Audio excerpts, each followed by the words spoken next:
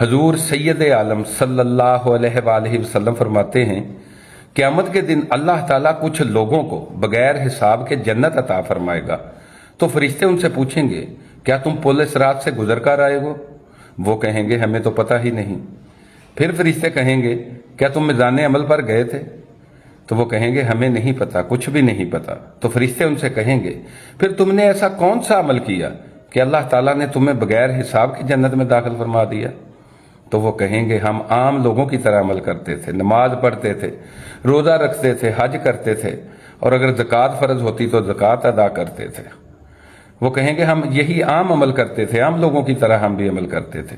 تو فرشتے کہیں گے پھر تمہیں اتنا اعلیٰ درجہ، اتنی فضیلت کہ بغیر حساب کے جنت اللہ تعالیٰ نے عطا فرما دی، تم ایسا کون سا عمل کرتے تھے؟